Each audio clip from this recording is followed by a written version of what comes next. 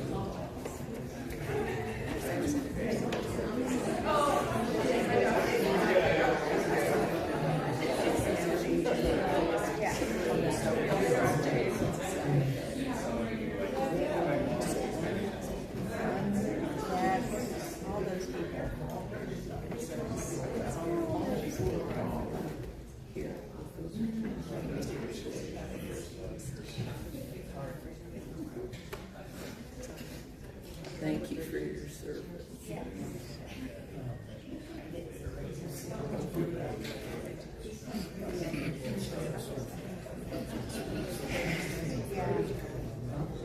My dad did preschool for 56 years. City, then federal. You got to do clean, city retirement, then you go on civil service, federal, city retirement, Great. That's the goal. North Island was the last one. They said that there was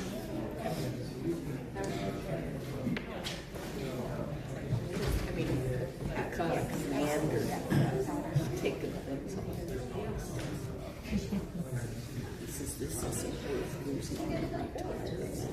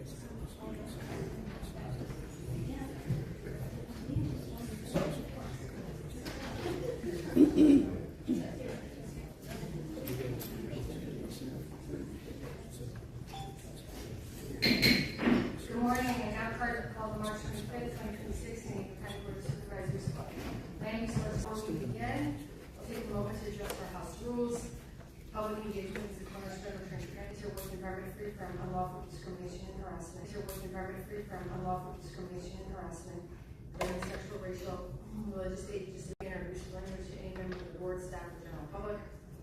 Additionally, staff or general public. Additionally, all remarks and questions must remain on topic during the duration of your speaking time and must be addressed to the board and not the county staff.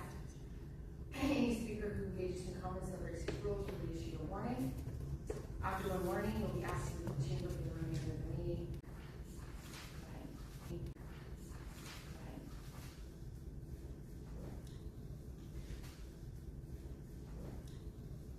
We now move on to discussion.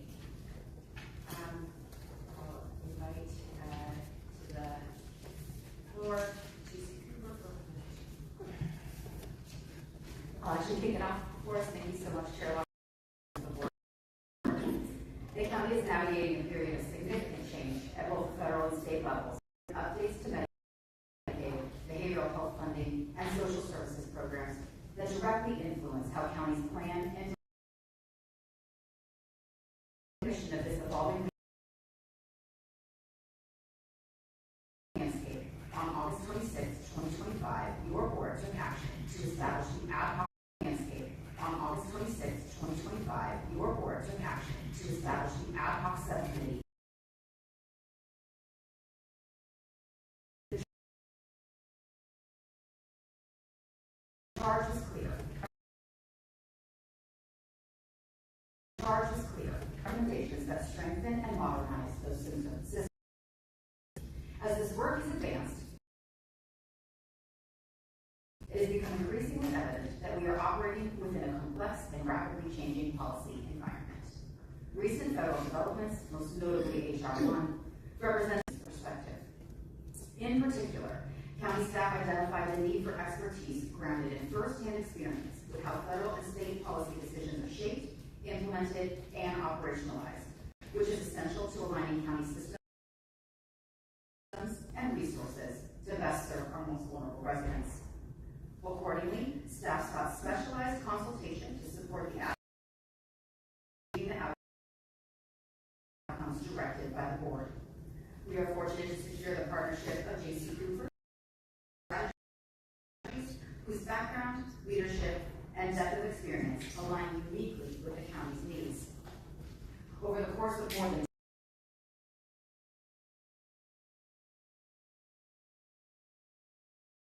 Medicaid reforms under the agreement, where she led now.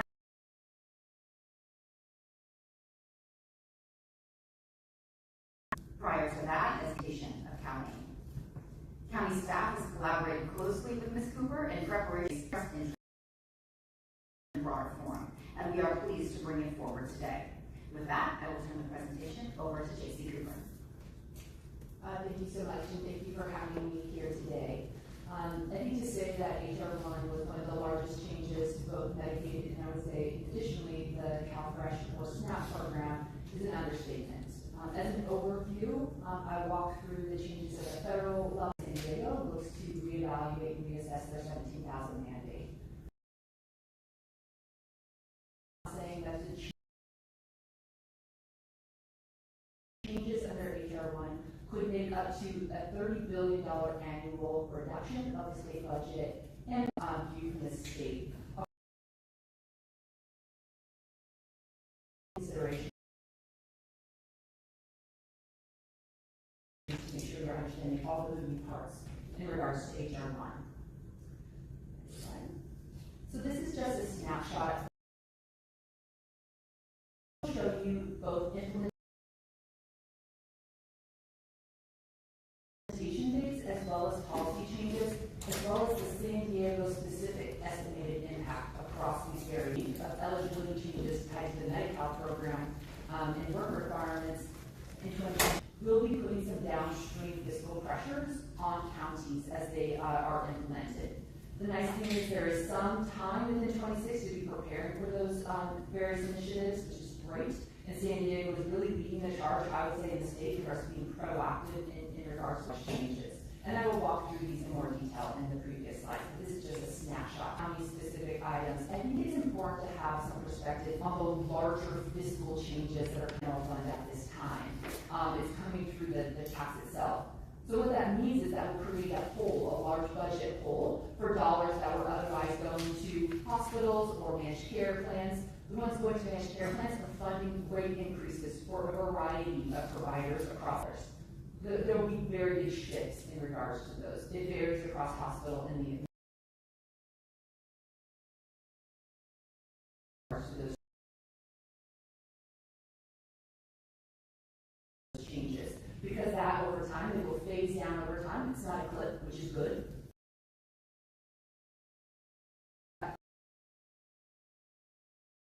But it will create fiscal pressures within the entire state.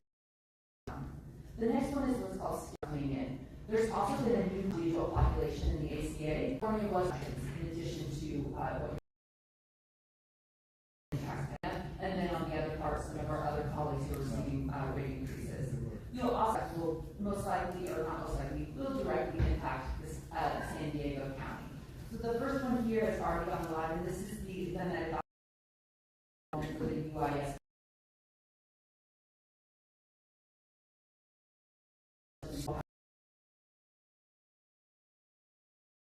Access to those services.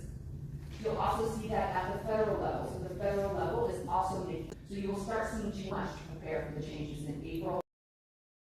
They're being very proactive on communication plans and building pieces, which will be these changes. Because you don't want to have a cliff on benefits. But now work requirements in order to maintain access to their CalFresh benefit. That can have significant impacts on a household, as you would imagine. And they've been doing a lot of great work to get information out, to prepare for that change, to inform people.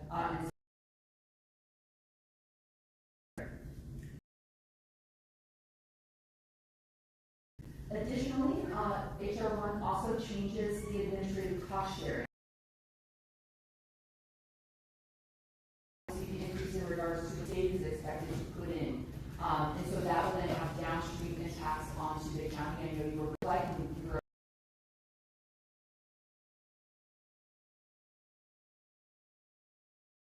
one of those Medi-Cal programming for populations for disorder treatment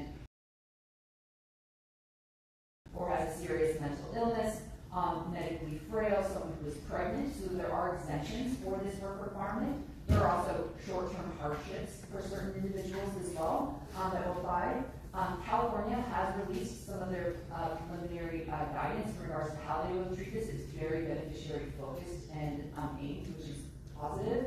But if someone does not have an exemption and has to meet work requirements, they're required to do 80 hours of either work, education, or community service in any given month within a 6-month.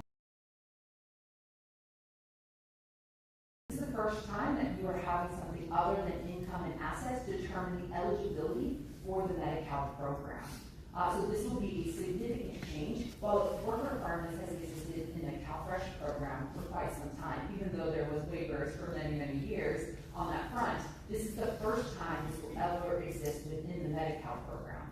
So the amount of education to the public will be significant. The state of California in the budget has earmarked a very large statewide campaign, similar to what happened in the unwinding. And so you would imagine this will also be front and center to make sure people understand this significant change for the adult population as well.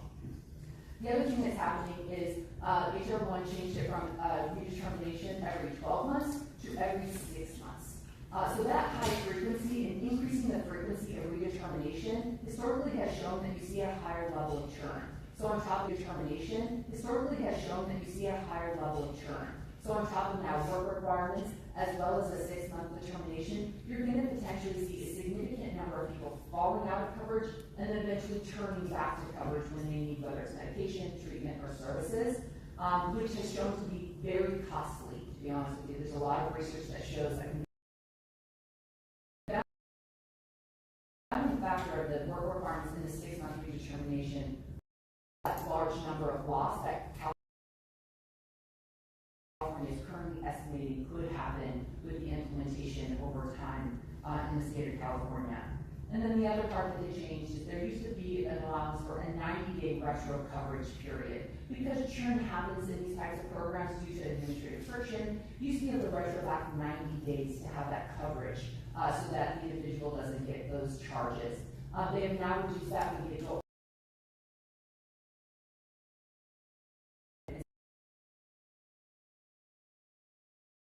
Instead of the original 90-day period, and for the non-expansion group, it's been reduced to a 2-month window. So again, changes in regards to these various pieces. The reason why this is so important is those individuals who lose coverage will also be going to various hospitals and FQHCs who are also seeing federal funds restrict for themselves. So FQHCs are also facing additional cuts in light of HR1 and other changes at the federal level. And so you're going to see a significant increase in uncompensated care in your community. And there will be more pressure on your 17,000 mandate obligation that happens in California and exists, and I'll get through some of those pieces. Some other pieces just to make sure you're also tracking is benefit matching based on the error rate. So the other thing that the federal government is doing, both in CalFresh as well as Medi-Cal, is they're doubling down on errors, for lack of better description. So counties are responsible for eligibility, and the state has a role as well, of course. But on the CalFresh side, they're going to be looking at that, and then you are increasing the amount of exposure, fiscal exposure on any of that. And then in later years, it kicks in, 29, that will be happening also on the Medi-Cal side. For decades, the federal government has waived some of the fiscal cost recoupments and sanctions on the Medi-Cal side. They are no longer. They changed that in HR1, and then so in the future, something to be paying attention to also on the Medi-Cal side. Next slide. So there's a lot happening in light of HR1 with very tight timelines. Certain things that are starting to drop any of the federal regulations for the Medi-Cal work requirement changes yet. And so once they do, the state will have to digest for you, so you understand that this will keep evolving over 2026 as we get more information from the federal government in regards to how they are expecting states to implement these work requirements, in particular in the Medi-Cal programs, as they have yet to opine. They released some very high-level guidance, but respectfully, it was no different. We're reading the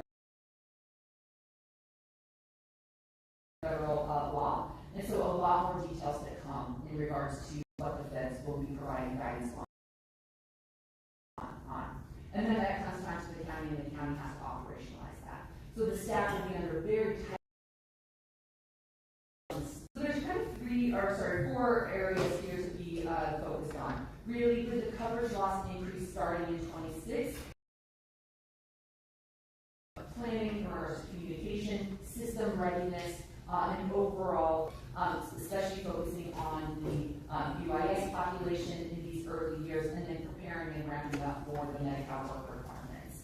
Also, as I mentioned previously, doing everything the county can to reduce that churn. Because anyone who stays on Medi-Cal is a less of a fiscal and responsibility risk for the county itself through their 17,000 obligation. So you have the largest incentive to make sure everybody stays in coverage, as well as managed care plans will have a huge incentive to keep everyone on. So partnering, for example, with your managed care plans hand in hand to be able to also partner to how everybody can be working to ensure anyone who needs coverage remains covered on those pieces will be critical. And then, of course, working with your various hospital and FQHC partners across the county will be critical for success, because you need all hands on deck to make sure anyone who needs coverage or is eligible for coverage stays covered, because the overall cost is larger if they don't. And this is really where the material fiscal exposure comes in, so just be aware of that. The hard thing is there are estimates right now, and there will be a lot of planning, but a lot of that will be evolving over time. So the team will need to keep you abreast of when strikes drop, what does that change. So it's just important to know that those will evolve over the next year. And then really making sure we're not just only focused on the near front, but the long-term exposure, like I mentioned, in regards to the air rate and along to the Medi-Cal perm changes where there could be fiscal implications or sanctions in the future as well. Next slide. So when it comes to the 17,000 obligation, because California was so successful with their ACA expansion, the uninsured HR1 so low that most counties had really shrunken their 17,000 obligation program. Pretty much eliminated them because uninsured rate was so low. Well, with the ramp up of work requirements on the Medi-Cal side and the potential of some significant losses of coverage, there's a lot of conversation happening in regards to counties bringing back and or reevaluating their 17,000 obligation, which is what your board also decided on March 3rd to have the staff we look at this program in light of the significant changes potentially coming down in response to HR1. So a few of the things that we'll be looking at in regards to that assessment, we need to look at the eligibility and coverage. So usually counties get to define the federal poverty level in which is covered in those particular programs, as well as what types of programs or benefits are offered in that particular package. We want to be thinking through things like phase-in, STEP program for tiers. It's very common, cost sharing. These are all the different scenarios that will be considered. Also, I know there are conversations around the Safety Net Bridge program. There will be interaction between that program as well as the 17. Think about those interactions, so there's bright lines in those particular areas. So those are pieces we will be looking at. We also want to make sure we're planning. Sometimes, even if it's not at the full mandate, it actually will save you money in the long run if there are certain interventions that you can do to be able to ward off higher costs like emergency room or inpatient stays. So you want to be proactive in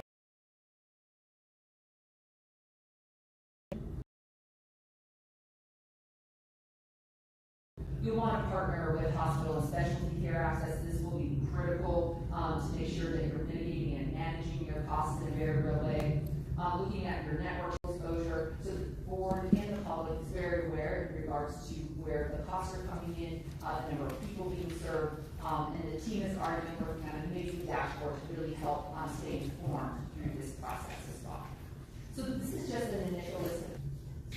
So there are some things, and I think you're already really doing it, but just to highlight in regards to being proactive, which is really important. So really planning, scenario modeling, and readiness.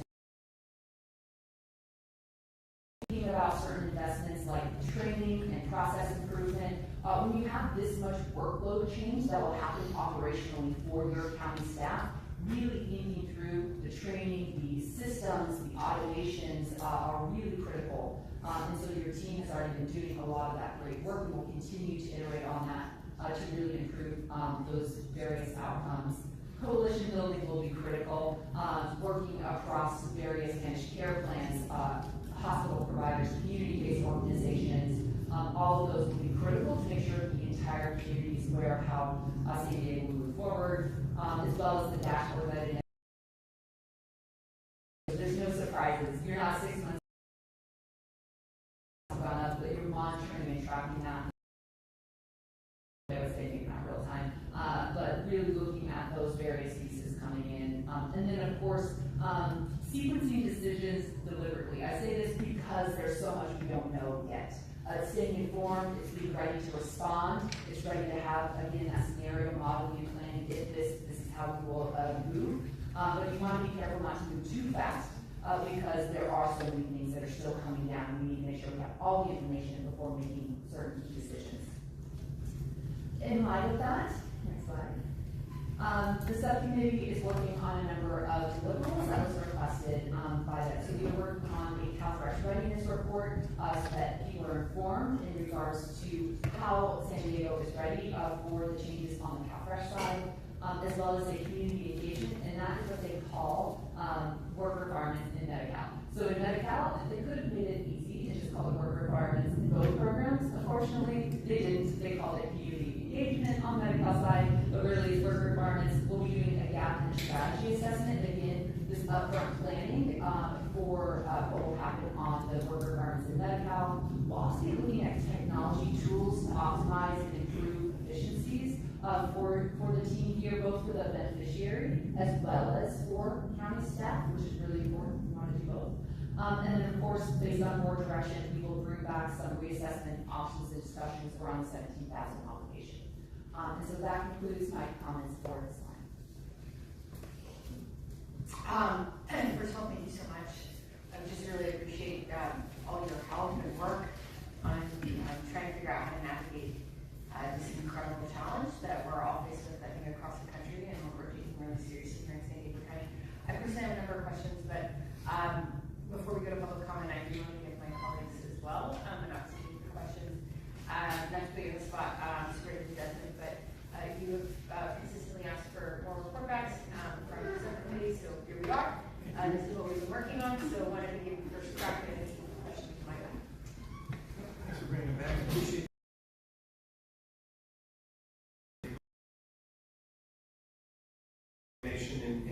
That's a lot of things.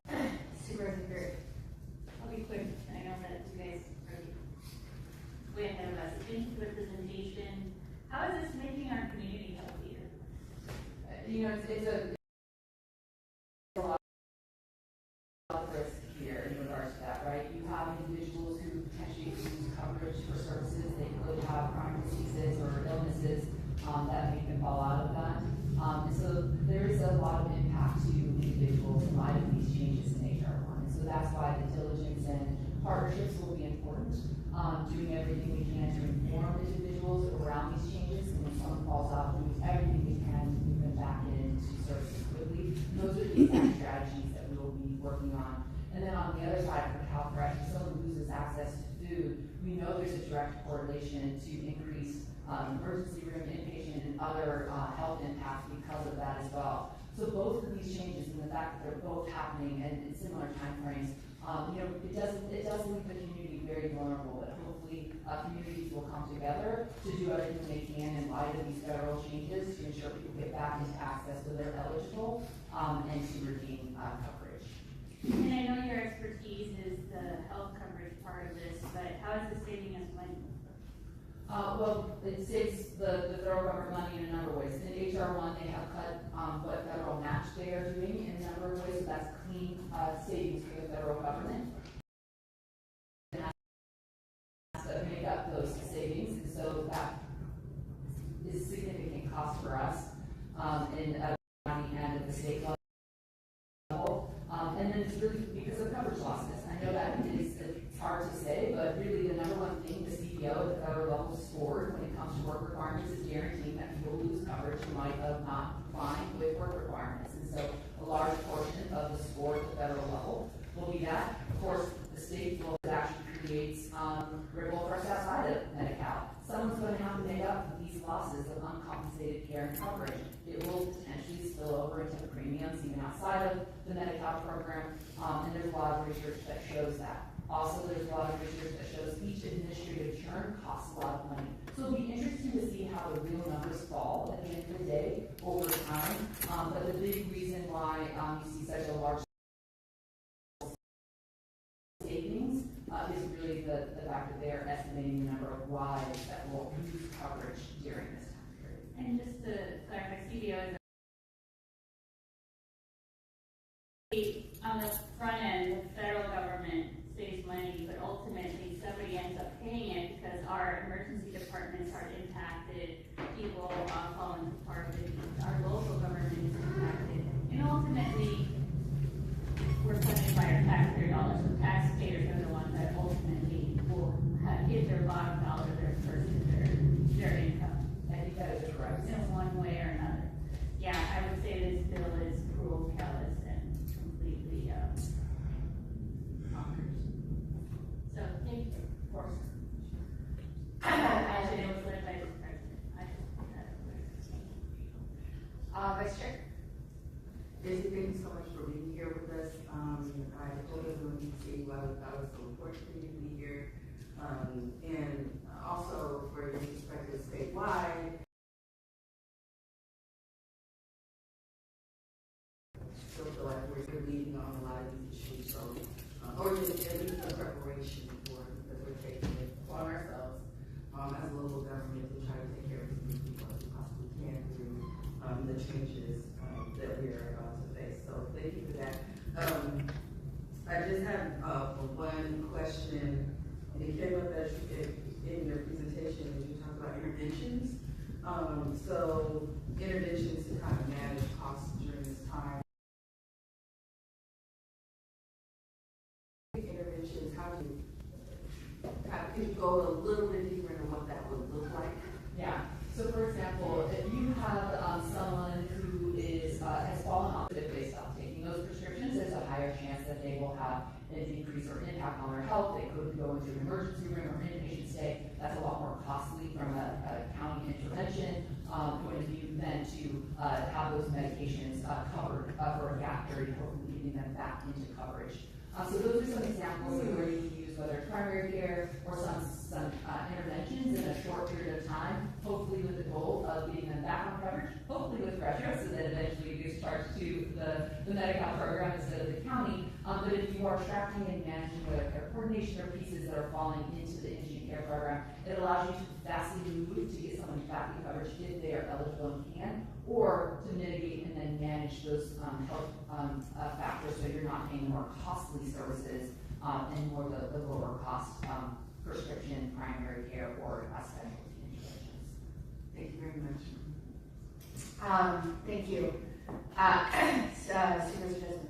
Well, thank you, Madam Chair, appreciate it. I will comment on, this is a snapshot in time in this HR1 and HR1 happening and all the repercussions of HR1 with the federal government, also the state government having to cut back and stopping free health care for people that are here undocumented.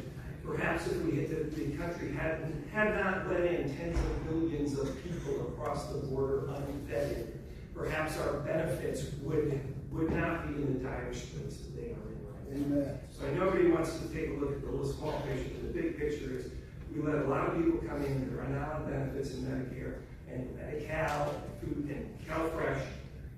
If that hadn't happened, we might not be in this situation today. Thank you. I have some additional questions. It would be great if you could put the slide back up there, pretty specific to the presentation. Beginning the slide that looks at when the different program requirements are going to be implemented and estimates of how many individuals that's going to affect in 3 years' time.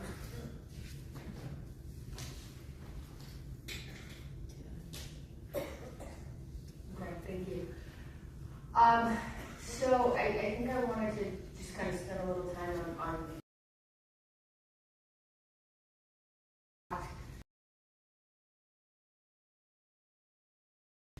and also timing.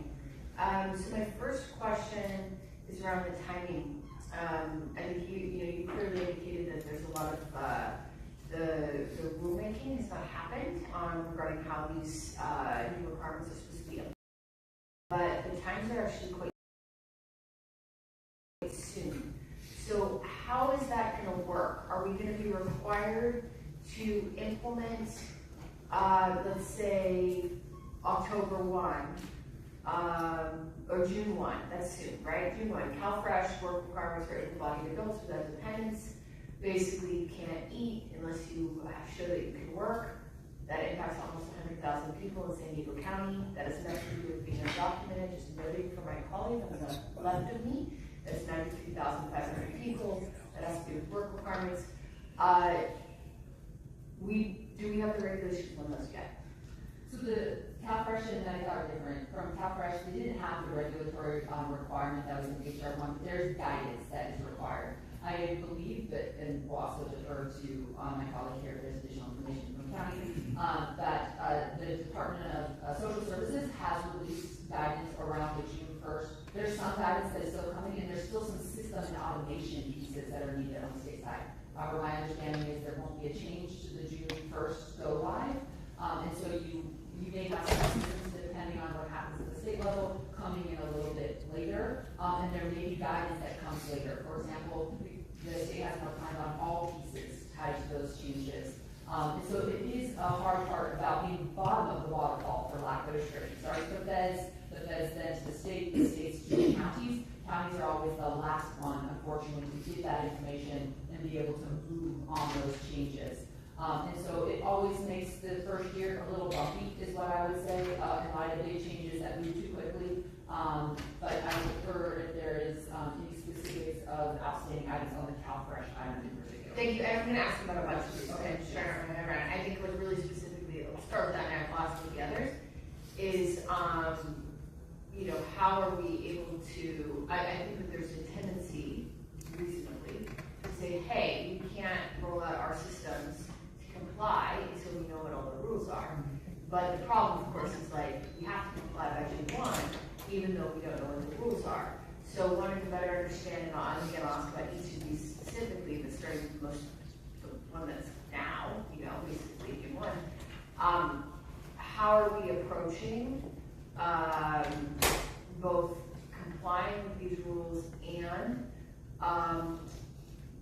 bridging the gap to help folks meet those work requirements basically in 2 months. So I'll start and I can turn to my colleagues. So I think the biggest thing is you do have to run on the information you have at any given time. So the state has issued direct guidance. You plan and prepare for the information that has been provided, the guidance that has been provided. I'll give you an example. Historically, on the CalFresh side or SNAP nationwide, attestations have been a big part of the eligibility determinations, where you can look at someone through the interview process and you can attest to them being exempt for work requirements, as an example. There are a lot of states who are stopping those attestations, as an example, because they are worried about the error rate, and a lot of times error rates can be tied to that. So they're evaluating those various pieces. The state of California, I don't believe, has officially opined on what they're doing, for example, when it comes to attestations within the CalFresh program. So that's an example of where you will need to shift once the state makes a decision. As of right now, it's still attestations, but without attestation, it means that physical documentation would have to be provided by that client to be able to then move forward with exempting them from work requirements. And that would be a new process. And so you can do some readiness planning in regards to both of those scenarios, how you would do that, what it would look like. But that's just an example of where current guidance, you plan for that until which it changes, and then you'll have to operationalize those new changes. So that's helpful as an example, but for my other colleagues as well. Thank you for that question, Chair. Absolutely agree with JC. Her comments also would share that we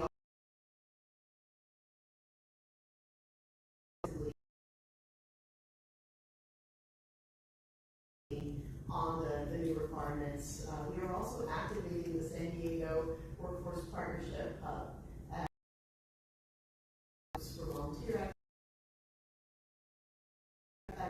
opportunities or work opportunities when this time comes. And so we're in the planning phase. We have an instant command system that we meet on a weekly basis on this. It is across the entire enterprise, including activating our CEOs in order to, again, engage in work requirements and volunteer opportunities, given that we serve many of the same clientele. Thank you. Okay, kind of moving forward, looking at the full scope of Medicaid Cal eligibility restrictions, October 1. A different kind of question on this, acknowledging that are those who would prefer that 75,000 people in California and San Diego die on the streets instead of go to the hospital because they don't have satisfactory immigration status, but that is not my view. And I also know that's illegal. So, given that we're going to be looking in October 1 at 75,000 people without Medi-Cal, basically, like that's ASAP, if you have an emergency, you go to Medi-Cal, what happens? So for this, they would maintain their Medi-Cal emergency coverage. It's just the full scope coverage that is being modified in this particular line item. So if they had an emergency or an inpatient stay, as an example, that would still remain covered for those individuals. It's just any of the other stuff, no preventive services, primary care, specialty care services, prescription services. So you will actually see that those are the things that help avoid an emergency or inpatient. That was kind of what I was trying to better. So if you still have the emergency coverage, but you can't get preventative care, what costs more? Going to an emergency room or going to a pediatrician to get a prescription for penicillin? The emergency room and inpatient are always, well, not maybe always, but typically going to cost more depending on the complexity of the treatment that somebody's in. But yeah, I mean, you always want to avoid emergency room or inpatient stay. Most states only cover the emergency and inpatient. Around 8 or 9 states have that broader coverage that California had. So it's just making that change in regards to it. But overall, you will see people who had full coverage today have less coverage moving forward. So it will be a change for people in San Diego for sure. And who bears that increased cost, right? Like, let's say there was a person who previously cost, $1,000 a year because they went to the doctor for preventative care. Now they don't go for preventative care, so now they're costing $10,000 a year. So now this same individual would cost $9,000. Yes, predominantly the federal government and the state of California will bear that cost because they would fall into the emergency room and inpatient. And so they would be paying a higher cost for those because they will have Medi-Cal emergency coverage, which covers those key services, but that's the limitation of those hospital, or does the hospital also end up carrying any of the cost? Like, does the Medi-Cal reimbursement fully make the hospitals whole? Well, I don't know if many hospitals would say they consider Medi-Cal's payment full, but there's also another change that isn't mentioned here, but the federal government announced that moving forward, individuals who are unsatisfactory immigration status cannot be in managed care. They have to be moved to fee-for-service. So in that case, it would be the fee-for-service Medi-Cal reimbursement, and I would say that is probably not going to meet many of the hospital's expectations from that perspective. It varies, of course. I think that's why the part that I mentioned at the beginning of the presentation is so important. A lot of those provider taxes and state-directed payments and various supplemental payments historically help cover some of those pieces when it comes to hospital reimbursement. And with those decreasing on top of then less reimbursement, it's a compounding impact for hospitals. So, just from a hospital's perspective, not from the county perspective, you're saying less state-directed payments that compensate for lower Medi-Cal reimbursement rates, and then higher Medi-Cal payment gap because they're not doing emergency care instead of preventative services. So if it's like a 30% gap or something, and what Medi-Cal reimburses versus the actual cost of service, and it went from 1,000 a year to 10,000 a year, the loss to the hospitals is like pretty significantly increased. Am I understanding this? I can't speak to that exact scenario, but yes, the amount of uncompensated care is what I would call it for hospitals in light of the full magnitude of these changes will be real. So how does the hospital, these are businesses, these are companies that have to stay in business.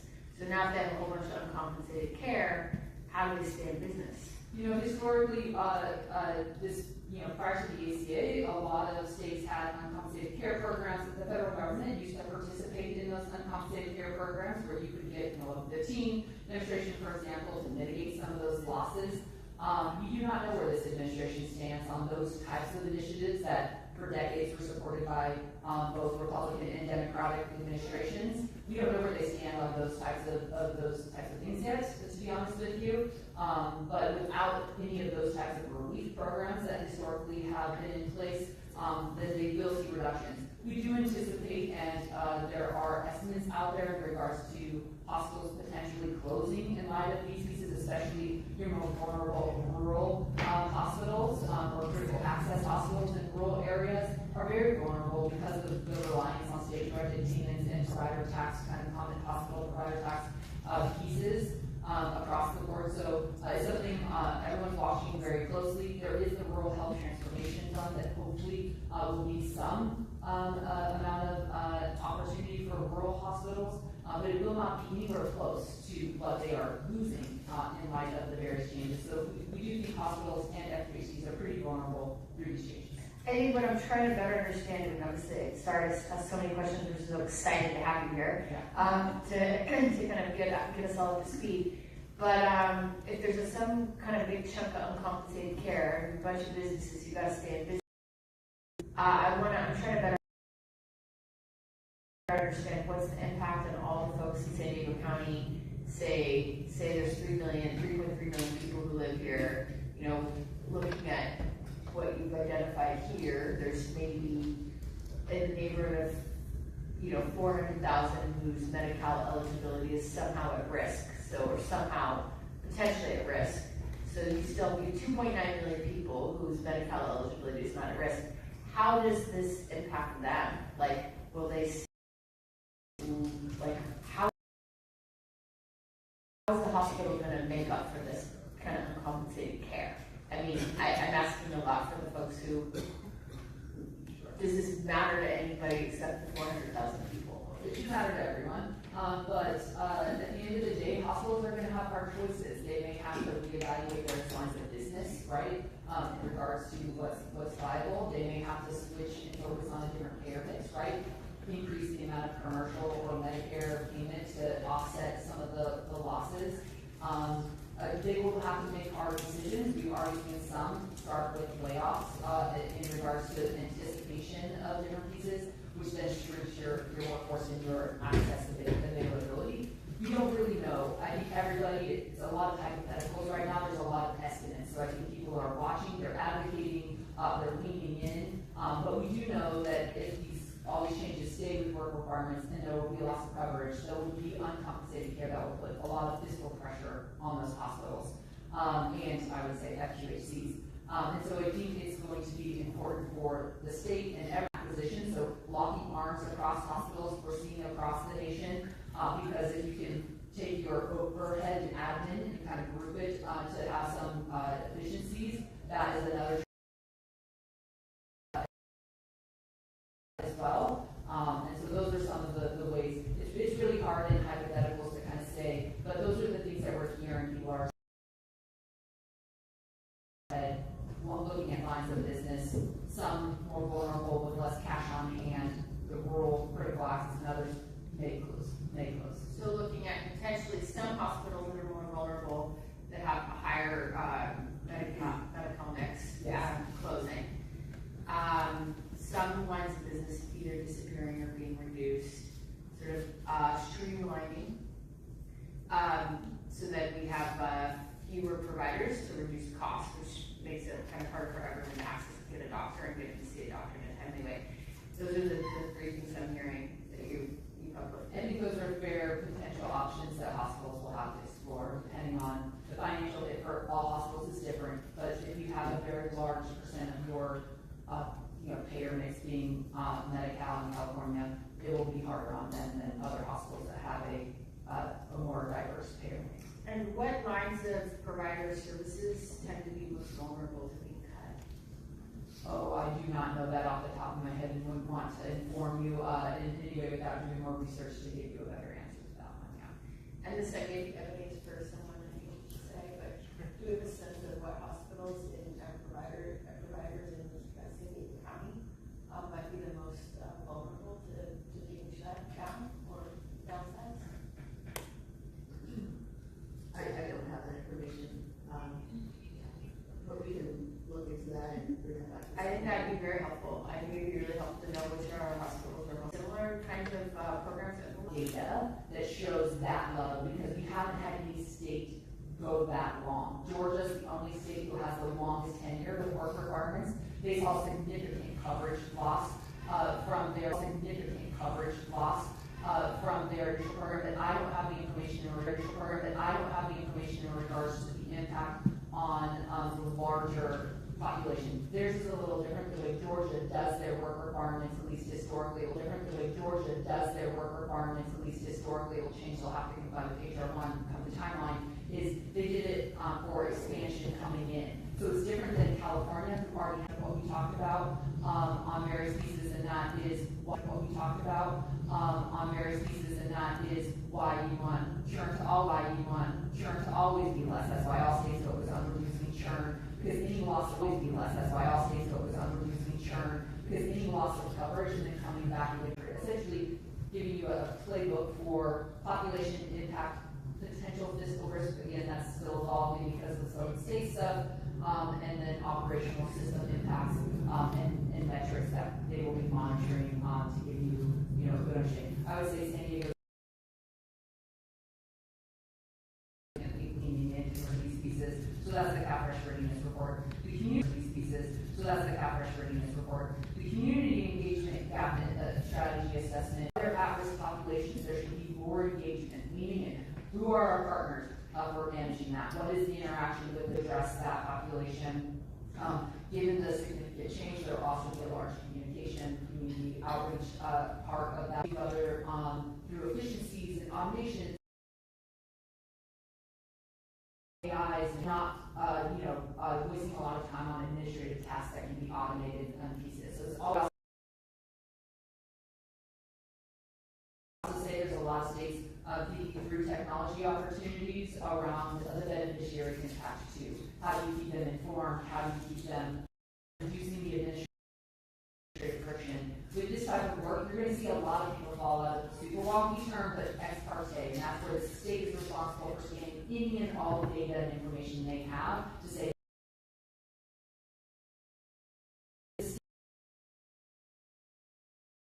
state doesn't have access to income or their education or community service hours.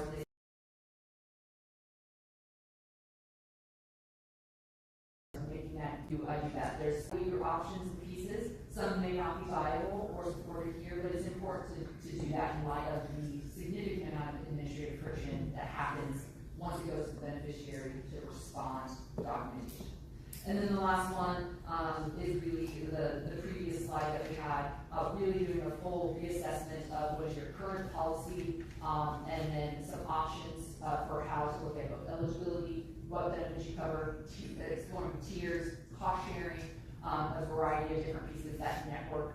This will be pretty comprehensive to just evaluate how, or it's been a long time since San Diego had to run an indigent care program, at the potential size this could be. So we'll want to be thoughtful in regards to the fiscal impact each of those various scenarios could bring and how to kind of balance that for the county itself as well. Thank you. Thank you so much. Thank you for all your work. I'm just really grateful that we have your support. I'm kind of trying to figure out who to support. Question for Ebony, has there been any kind of press release or briefings sent out to the press around this update? Thank you for that question. Not specific to this item, but I'll refer to this list. It sounds like there may be some plans here. We did some social media to push out this information out to the public, and we've done some county news and always for more suggestions. I get asked by reporters a lot, and so they don't seem to have this information. So it seems like we should have it. 3 requests a day is better. I understand this. So there's definitely feels like there's kind of a media, like a reporter appetite, because I understand this pretty parts. Yeah. So, maybe Dr. Stanley? Yeah. Thank you. Thank you all. Any other comments? Any other comments from our board colleagues? Okay, we'll go to public comment. Thank you, Chair Lawson Reaver. We have 14 requests to speak on item 4 in person and 10 requesting to speak by phone. Also note for the record that we received 1 comment in opposition. For any individuals that requested to speak on item 26 by phone, please dial the conference line to receive the instructions that were provided to you. We begin with the in-person speaker. As your name is called, please come forward and stand on the arrows until it is your turn to speak at the podium. Because there are 10 or more speakers on the side of you, will have 1 minute to address the board. I'll ask you to begin this day here. Jacob Forte, and allegedly opera. Call your name, please come forward.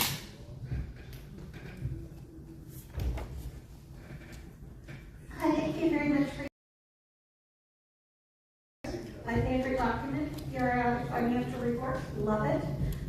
You still have, let's see, you have $16 billion in fund balance.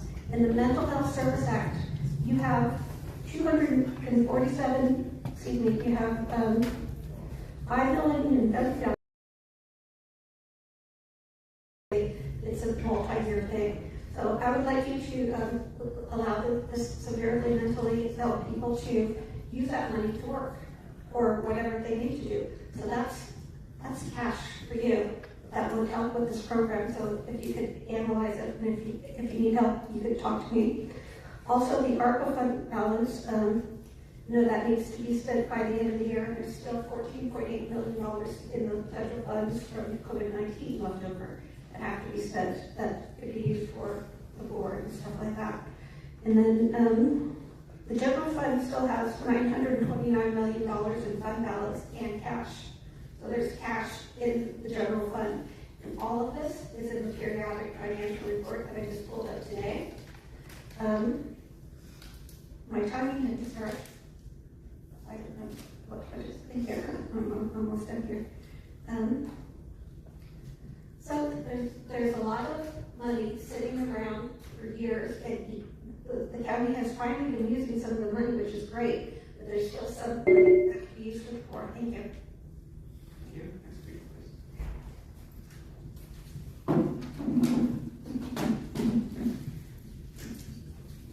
Good morning. Mayor Jones of San Marcos led the prayer before the council. Elected officials, fellow citizens like us in our community. We have advisory board, health board. And you know what?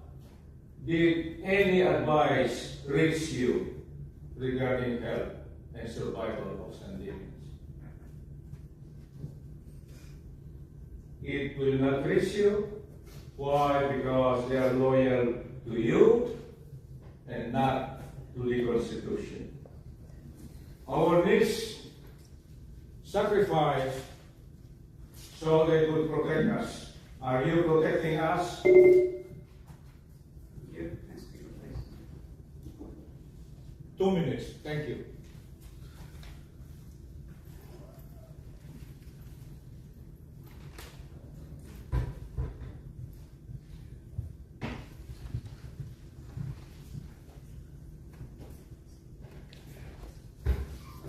Talk about the business of healthcare. You guys are bonkers. I'd like to say that Jezebels are terrorists. I don't recall Jim.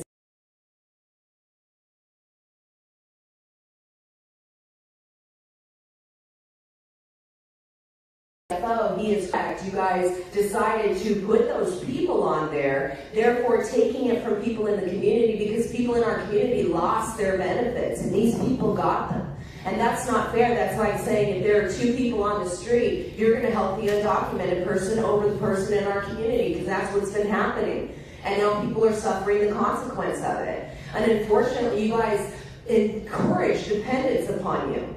And if instead we encourage like being healthy and different things, this isn't health. So it's not healthcare. It actually makes you sick, and we should be teaching people to become independent of you guys. Okay, we'll now hear from those that requested to speak by phone. We'll start with our first.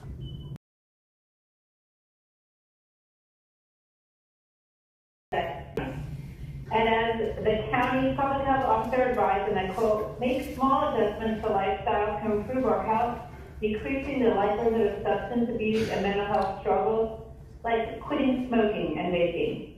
The Journal of American Heart Association released its statement, and I quote, cannabis use poses significant heart health risks. It increased the likelihood of heart attack, stroke, and heart failure, even in young, healthy individuals, by accelerating heart rate and raising blood pressure, straining their arteries. What can policymakers do to decrease heart disease in their residents? Create policies that decrease exposure to secondhand and third-hand marijuana and tobacco, smoke and vapor, like smoke-free public places and complexes, and reduce exposure to billboards, promotions, and tobacco and marijuana store presence here in our county. Thank you. Thank you. And the next call. I'll take one. Hey, I'm Howard. I'm for mass deportation, like quickly. And I think you guys are aiding and abetting the illegal aliens. I think you should go up on federal aliens first, wherever you're from. They're going to be shutting down the banking system for illegals. You're going to make it hard for guys to get banking in the United States if you're not a citizen. So they're going at different angles. The feds have the numbers of those 75,000 who live in San Diego County that are doing benefits that are illegal. Put them on a trolley, heading to Tijuana or wherever, offer free trolley rides heading south on the blue line. Now tally. We're so busy playing all these political games, we're not really realizing what is happening. By all means, go ahead and further the process, prosecute it. Isn't that correct, Damon? You understand exactly what. In fact, I was doing similar presentations starting in late 2024. The writing was on the wall back then, for sure. If you're looking at medical savings, there's a lot to be said for homeopathic and natural cures. They work, they're less expensive than big pharma schemes and patent medicines and one-size-fits-all thinking. They have less side effects, even though they're a bit slower. But, you know, they work, as I say. And that's kind of like ventilation for COVID. Instead of locking LD people up in with sick people during COVID. Would save a lot of money. maybe lives too. And if you were able to use some of the avoidable aid settlement money.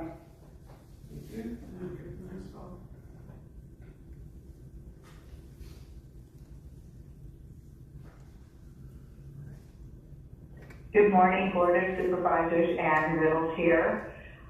I see this as an opportunity to have a better understanding of the needs of our county residents. As the report stated, you would be exempted from the work requirement of HR 1 if you were receiving substance abuse treatment or mental health assistance. So if someone was going to be denied their CalFresh or Medi-Cal benefits, and they were experiencing these problems, they could go into our county programs and be exempted. So this might be a way to help them receive the services they need. After all we're asking is that healthy people work. It doesn't, on the face of it, seem to be a problem, but it could here at the county. We could examine our policies to see what encourages healthy living. And as the previous speaker pointed out, our county's newsletter puts out excellent information regarding what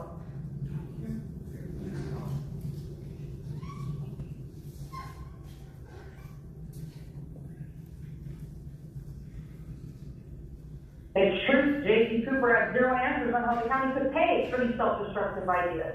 That's because J.C. works for Health Management Associates located in corrupt Sacramento. She's a former corrupt state Medicaid director who designed the CalAIM program, which gave taxpayer monetary incarcerated criminals and illegal aliens.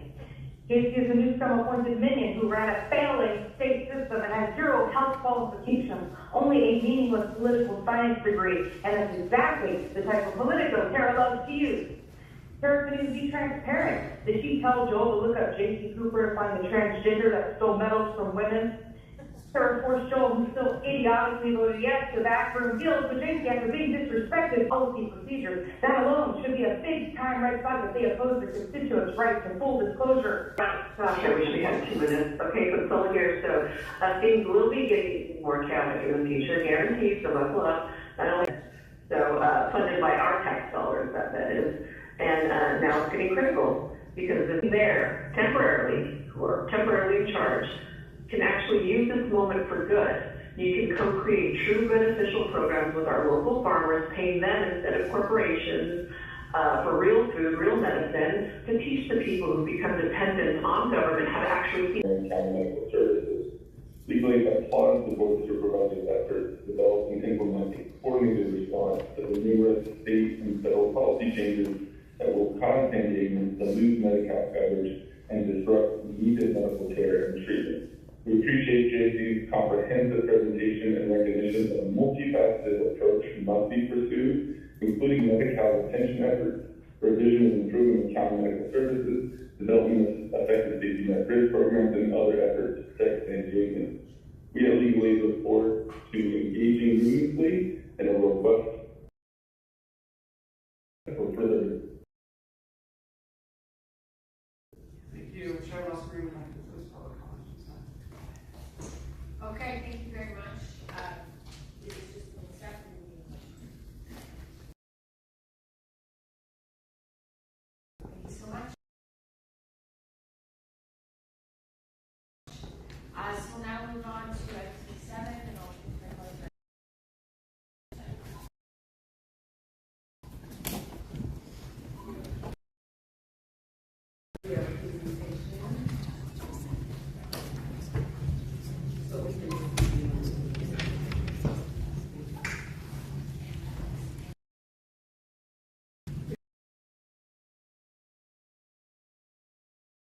for options for establishing a safety net bridge program to address anticipated gaps in services for residents, due to changes of fresh and Medi-Cal eligibility requirements resulting from HR 1. In response to the board's direction, staff conducted a feasibility analysis and shared the preliminary results with the board in a February 2026 memorandum. I am joined today by Jamie Bean, Director of Medical Care Services, and Eden Bruckman, Chief Sustainability Officer with the Office of Sustainability and Environmental Justice, who will share the options developed as part of the final report. I will now turn it over to Jamie Bean, who will share more information on the safety net bridge options. Jamie? Thank you, Dr. Hernandez, and good morning. The vision for the Safety Net Bridge program, as directed by the board, was to provide no-cost primary care with access to social services, medications, and fresh food using a one-stop approach for people who may lose Medi-Cal coverage due to federal work requirements under HR 1. On March 3rd, 2026, the board directed staff to evaluate and recommend updates to county medical services. The state required indigent care program serving those who do not qualify for Medi-Cal. The Safety Net Bridge program is distinct from county medical services as it's designed to address short-term needs.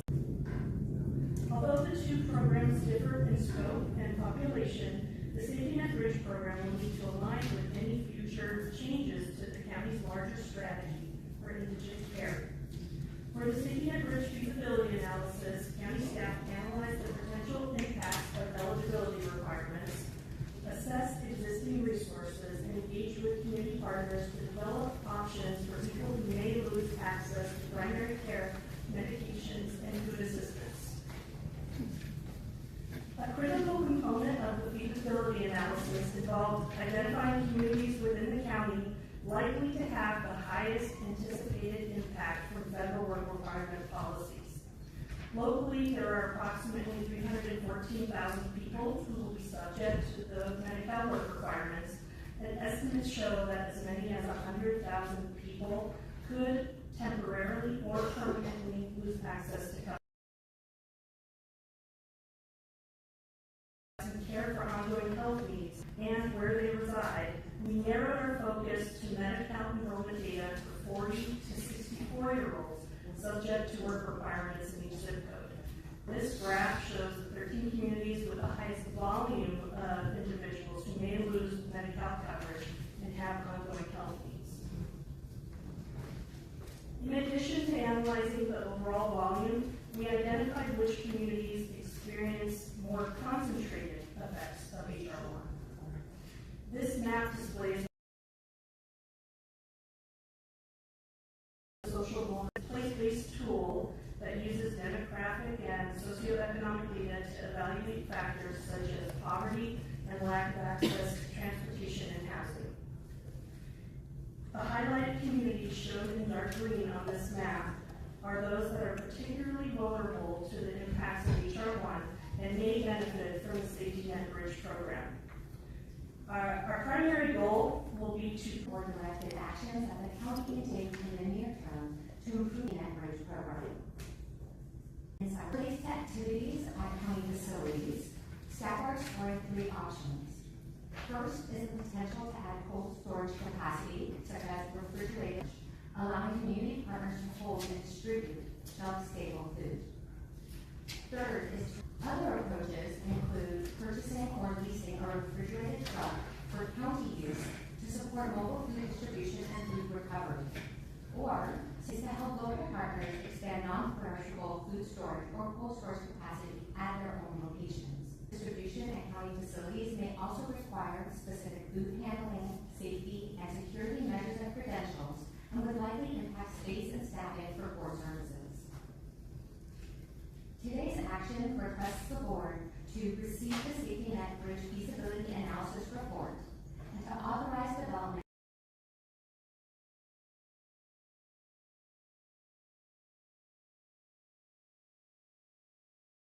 opportunity to present it.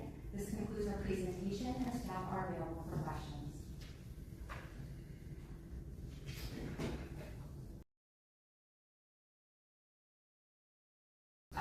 Are going to be behind.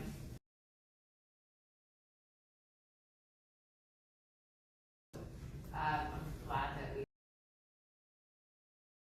This is very.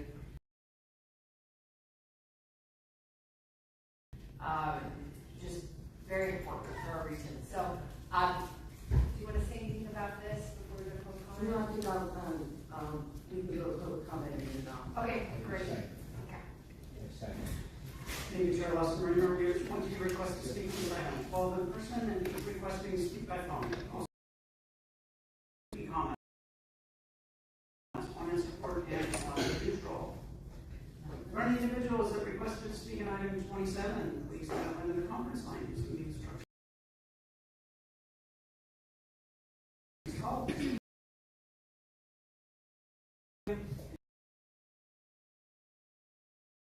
Because there are 10 more speakers on this item, you'll have 1 minute to address the board. The last speaker to begin by stating your name. I'll be calling you in groups of 3, so I'll ask you to please list for your name. I'd like to first invite forward the first 3 individuals.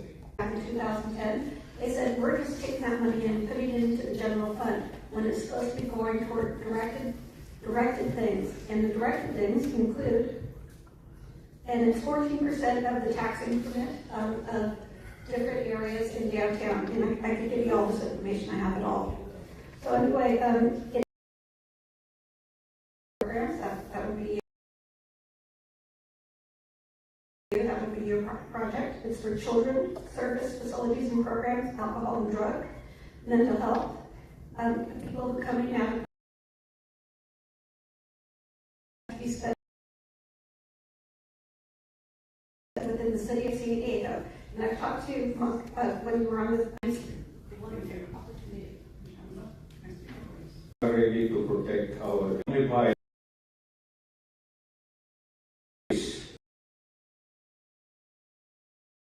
Let's not solve the problem next year, but now. Let us focus on uprooting the causes of these health risks and health deadly impact. It's here. Mom Rimmer, we will help you to step down because you're not thinking. Please think for us.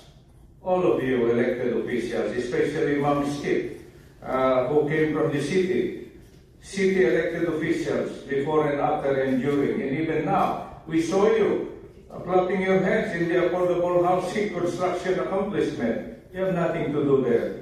Thank you. Help us. Help one another. Thank you. As the next speaker is coming forward, I'll invite 3 additional speakers. Lorena Slomanson, Allegedly Audra, and Michelle Sarakanova. Company, please come forward. Good morning. My name is Jacob Forte, representing the San Diego LGBT Community Center. I'm here in strong support of this item. The Safety Net Bridge program is exactly the kind of proactive, compassionate governance that San Diego residents deserve. We're looking at over 100,000 people in this county who are losing their Medi-Cal coverage. Many of them are people we serve directly, immigrants, low-income families, and many other people, marginalized groups that face significant barriers to health care. For many of them, losing coverage is not inconvenient, it's a crisis. What this board is considering today is a bridge, not a permanent fix to every problem, but a commitment to not leaving people behind while the dust settles on federal and state policy changes. That matters enormously. For this process, hundreds of residents attended input sessions across every supervisorial district. They told you what they need. This program for county answer to that. We look forward to approve this item and move forward with the pilot. Thank you. Thank you. Please. Please line up on the arrows. Greetings, my name is Lorena Slomanson from the Legal Aid Society of San Diego, which is our county's largest provider of free legal services. Offering comments in support of this item number 27. Legal Aid applauds the Board of Supervisors' efforts to develop and implement a coordinated response to the numerous state and federal policy changes that will cause San Diegans to lose Medi-Cal coverage and disrupt needed medical care and treatment. We urge the Board of Supervisors and county staff to develop comprehensive and cohesive solutions to these challenges. Those solutions should first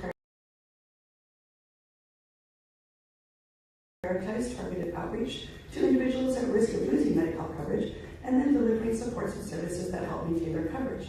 When San Diegans lose their Medi-Cal, proposed solutions should prioritize engagement of services to help people quickly reinstate their coverage. The proposed Safety Net Bridge program is also being developed in concert with efforts to revive the CMS program as their last potentially best option for ensuring access to healthcare coverage and services. Thank you.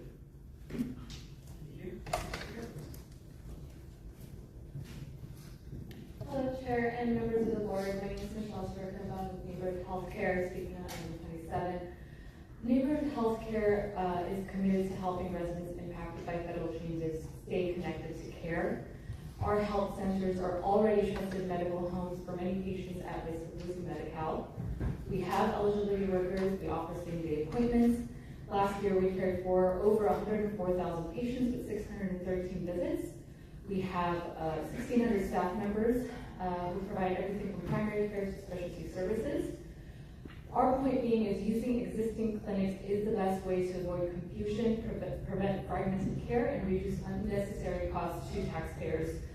We're asking the board to focus the pilot on option 1B and option 6 with rural communities in mind. These options are faster, more cost effective, and ready to implement because CHCs, like neighborhood healthcare, we already have the staff, we have the clinics and space available. Thank you.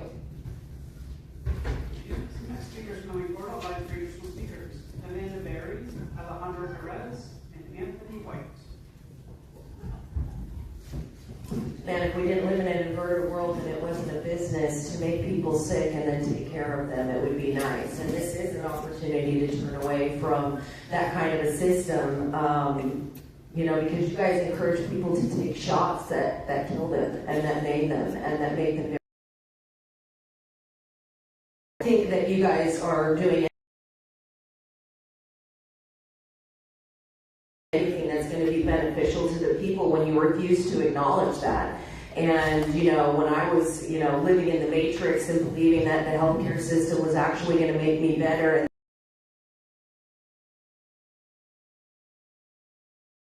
have to take because there's some other side that comes in. And people used to tell me, get off your meds and you'll feel better.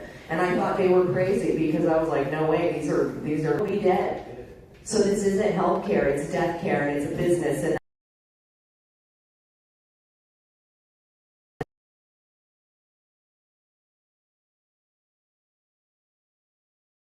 Partners of Southern California represent disruption crisis, and we are already seeing declines in Medi-Cal enrollment. The county's priority needs to be preserving and maintaining coverage. Many affected providers. The board today to focus the safety outlined in option 1B and option 6 in partnership with community health centers to ensure access to telehealth and in-person primary care. Thank you for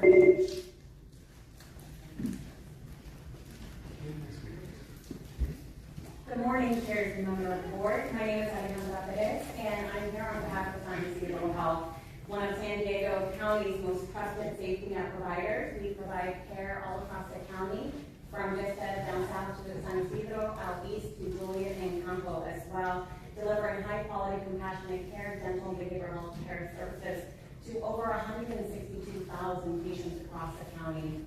And with a dedicated economic engine of over 3,000 staff who are from the community as well, in which 77% of those identify as female as well. So from our beginning, we really rely on consistent, responsive care, especially for those most vulnerable. Thank you. That's the next speaker. Paul Hagee and Bob Kaminsky. Good morning, my name is Anthony Wang, and I'm speaking on behalf of True Care Community Health Center, serving 70,000 patients across 27 sites in County Districts 2, 3, and 5. We want to applaud the county for the proactive steps you're taking to address the negative impacts of HR 1.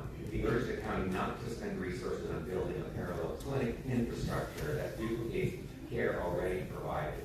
Health centers currently operate approximately across San Diego County.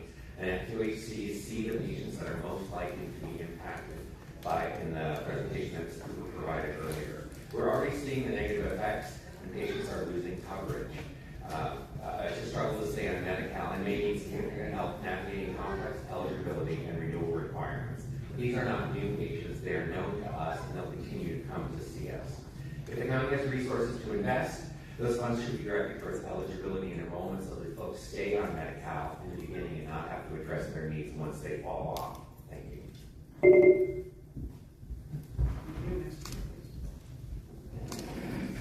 Hello and good morning, supervisors. My name is Heather Baston and I'm a proud SEI Local 221 member and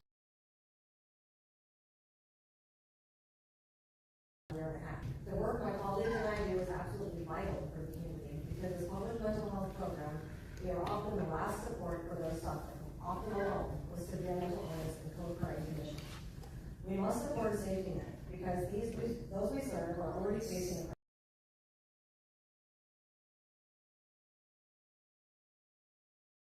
a today,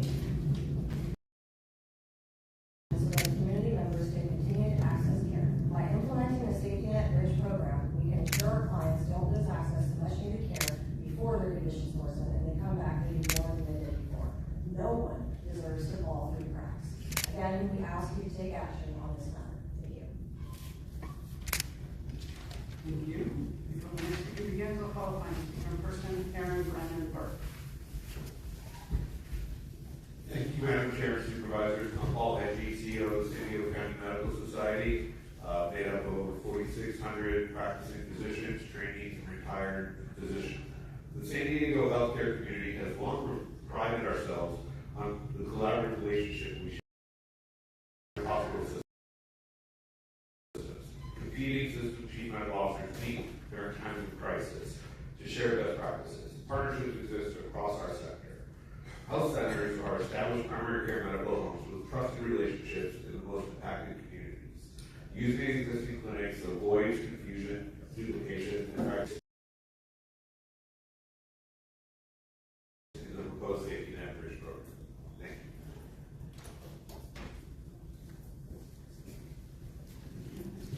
you. Good morning. My name is Bob Kaminsky. I am the CEO of Feeding San Diego. We are a leading hunger relief organization in San Diego County. In May of 2025, we were feeding on average 155,000 households.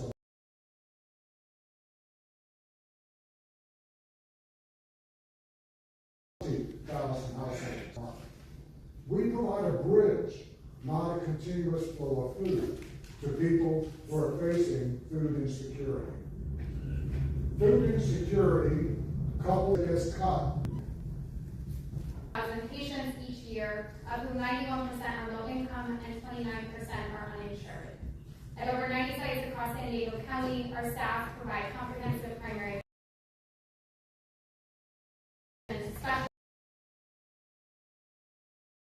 specialty and supportive services, including enrollment assistance. Thank you. We'll now hear from the individuals that requested to speak by phone. We will begin with our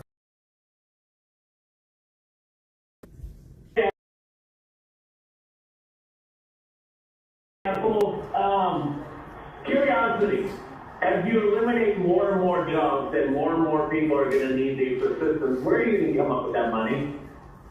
I mean, if you go ahead and give the tech industry the ability to go ahead and make things cheaper for you personally, I'm really going to get the money to help out the people that you're going to displace. Do you really care about the low-income people? Or are you just trying to bridge this until, what, 2 more years are up? And then you gain, the people willing to commit voter fraud. You know, these organizations that want more and more money from the county and government. But as all these jobs get eliminated, your money goes down. When a lot of people live in California. A lot of big businesses leave California, which means that you're more dependent on the federal government. What I say is just recycle our plastic.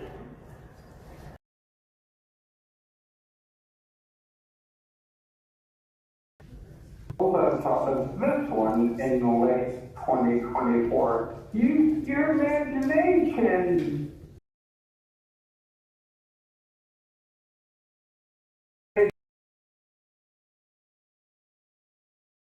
Items like expanded medical could and should have been done years or expanded partnerships on food security are already being done. I do hope you consider.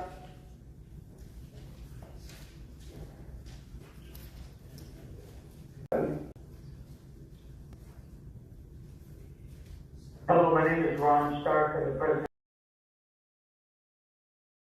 To encourage any opportunity to provide extended food and nutrition benefits. Veterans call it.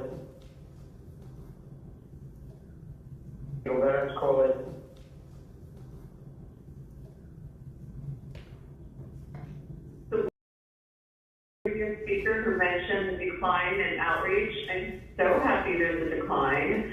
To me, that